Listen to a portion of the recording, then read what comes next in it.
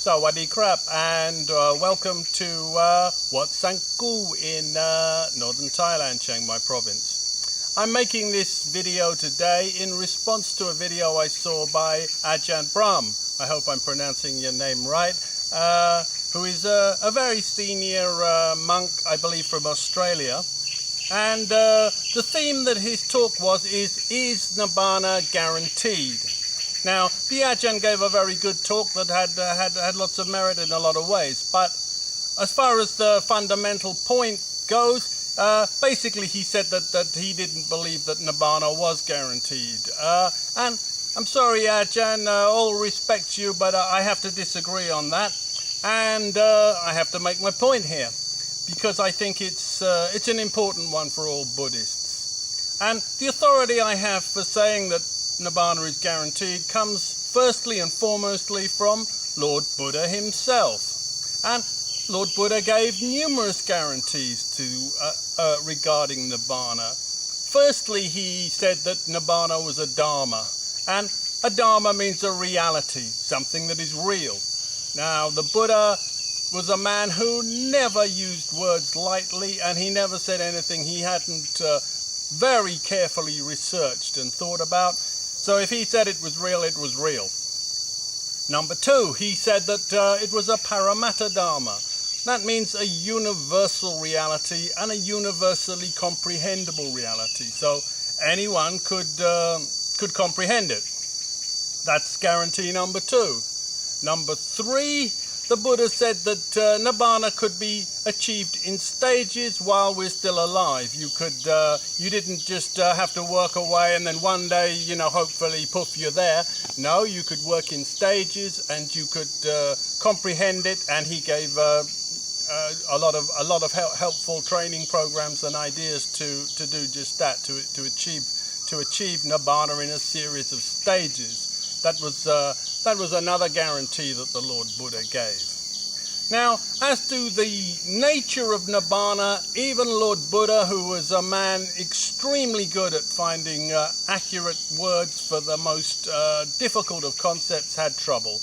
And there's a simple reason for that. That's because, as the Buddha said, Nibbana is a reality where there is no endings and no beginnings, no arisings and no declining.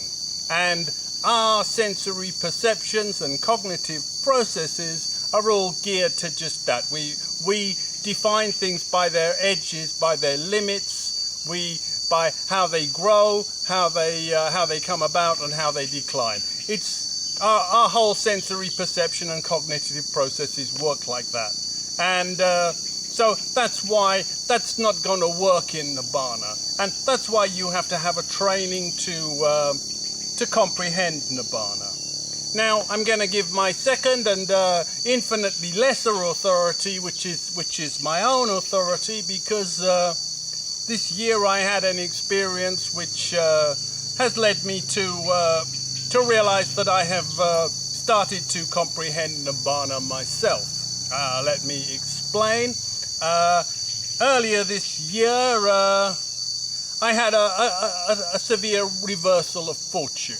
I was in a position where I had business, I had friends, I had money, and suddenly I found that I had no business, no friends, and very, very little money. Now, that wasn't actually a new experience for me. It's happened to me before, but this time was different, because before, when I'd been in that position, I'd get despairing and, oh God, life's so awful, and then anger and aggression would come up in me again, and I'd get out and I'd fight and I'd rearrange things, I'd get some people out, bring some new people in, try new ideas, and I'd fight my way back into into business and into the normal everyday world. But this time that didn't happen, because I got all despairing, but anger and aggression didn't kick in. It was like a car that the accelerator, the cable's been cut. I could push it down. I tried to get even for people who cheated me. I couldn't get any anger for them.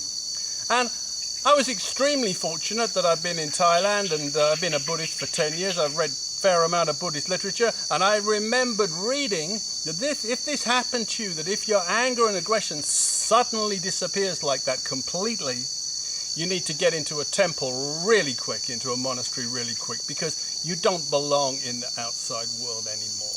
And it's not just you that know it, other people know it. So things will go wrong for you in the outside world. You're not gonna be able to get anywhere. You're all wrong.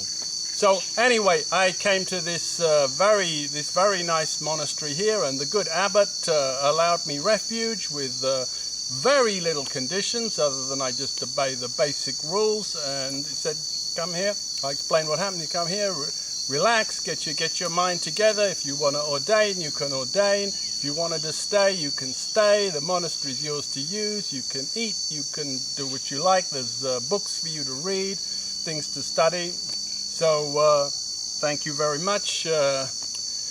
Okay, and so then I realized that what it was like a near-death experience. It was I wasn't sick or anything, but I went around Chiang Mai and I remembered the people I'd known and the hopes I'd had and the things that we'd shared together, and it was like really pulled at my heart. It was really strong, and it was like I realized that life was gone. It was gone. It had died. That life in me had died. And what had happened was that my emotions had, your emotions attached to things. Your emotions is what attaches you to things. That's what holds you into the normal world. It's like your attachment to the objects of the normal world, like getting money, getting girlfriends, getting status, doing all these things. Your emotions attach to them. And my emotions are they're just detached from all that. And the reason for that was that because my brain, my perceptions had changed. Because emotions follow perceptions. This is the wonderful thing. Your emotions only know what your brain tells it, basically. So, and my brain, my cognitive processes had realized that fighting, I would never win. I could get up again and I could fight again, and I could come up again. Maybe I'd stay up, maybe I'd get further than ever before, but in the end I'd lose it all again. You lose everything. And once you've realized that, your emotions are no longer interested anymore. That's why there's no anger, because what's the point in getting angry? What's the point in fighting if you can't win? You fight to win. That's it. You can't win, you don't fight anymore. And that's what had happened. My emotions, my perceptions had changed. I'd realized that the fight for mere material possessions and this whole vicious circle was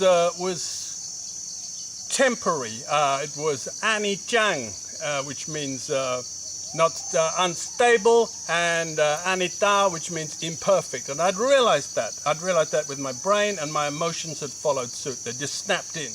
And then again, I'm extremely fortunate that I'm here in Thailand, because then I start to read I do some study. I'm reading the Buddhist books, and I realized that, and the monks were very good too. They said, "Don't worry."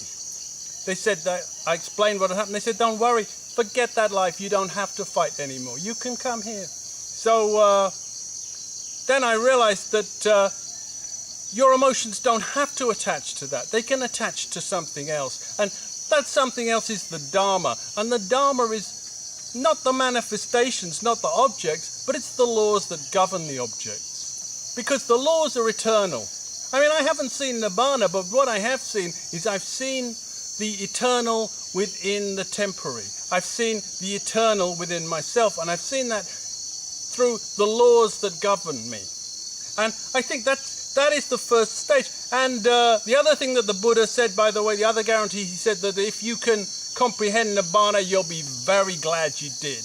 And I can agree with that, because that gives you just this feeling of confidence. You know it's going to work out all right, because it doesn't really matter anyway. And you've got this sort of power in you that, you have ache or pain, or you get a cold or something. It doesn't matter anymore, because you know that that's just temporary. It's going to come, it's going to go. It doesn't matter. You're hooked in. Your emotions have hooked in. They've attached to what is permanent, or they've begun to. And that's the authority I give. So I don't mean any disrespect, Ajahn Branm. I know you're a much more senior guy than I am in the Buddhist world, but I think you're wrong on this one. I'm going to say Sawadee Krap from Wat Sang Koo, and may the Buddha's blessings be upon you all.